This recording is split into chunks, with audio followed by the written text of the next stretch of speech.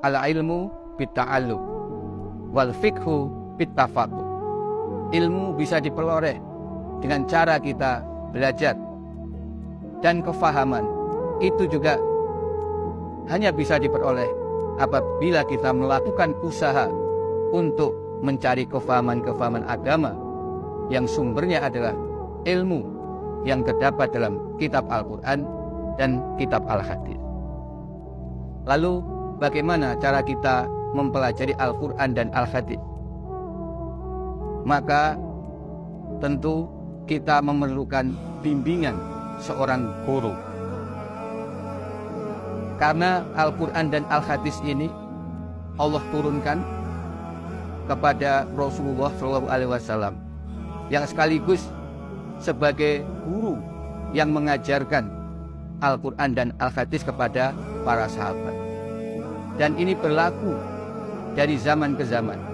Para sahabat mengajarkan kepada para tabi'in, tabi'in mengajarkan kepada tabi'at tabi'in, dan seterusnya. Para ulama adalah pewaris Nabi. Al-ulama warasatul anbiya. Karena itu, ketika kita belajar Al-Quran dan Al-Hadis, mutlak kita harus belajar kepada ulama. Ulama yang menguasai ilmu Al-Quran dan Al-Hadis. Pada umumnya di pondok-pondok pesantren, para kiai pondok, para guru pondok, pada umumnya mereka telah mumpuni di dalam menguasai ilmu Al-Quran dan Al-Hadis, tentu dengan kemampuannya masing-masing. Tetapi setidaknya bimbingan guru akan mengarahkan kita. Sebab para guru pun ketika mengajarkan ilmu Al-Quran dan Al-Hadis, mereka telah dituntun dengan kitab-kitab rujukan agar di dalam mengajarkan Al-Quran dan Al-Hadis tidak menurut kehendaknya sendiri. Seperti ketika kita mengaji Al-Quran, maka tuntunannya adalah kitab tafsir Al-Quran. Di antaranya tafsir yang muktabar, yaitu tafsir Ibnu Katsir atau tafsir Jalalain dan kitab tafsir yang lain. Itu sebagai pegangan guru di dalam mengajarkan Al-Quran, agar pengertian-pengertian, makna, keterangan, pemahaman dari Al-Quran tidak lepas daripada pemahaman para ulama. Demikian pula dalam mengkaji kitab hadis. Kita kenal Kutubus Sittah, yaitu kitab 6 hadis yang diakui para ulama sebagai kitab hadis yang pokok. Sahih Bukhari, Sahih Muslim,